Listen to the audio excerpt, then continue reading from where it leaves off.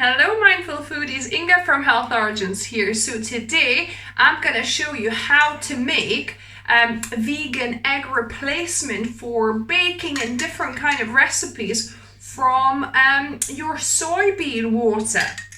So let's begin. So now we've got this soybean water that I'm going to reduce in a pan to make our vegan egg. So it's about maybe 400 ml, 450 ml, nearly half a litre of soybean water. I'm gonna put that on simmering, and we want to simmer and reduce until it's kind of becoming to be like a bit like egg whites consistency.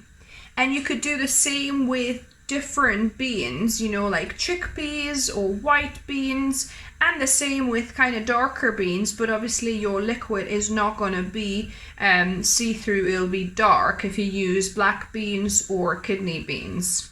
So as you can see, it's started simmering now. I'm going to simmer it on medium high for a few minutes until it thickens a bit. So yeah, so that reduced to about half, and you can see it's much thicker. So I'm gonna pour it in a container here, glass jar.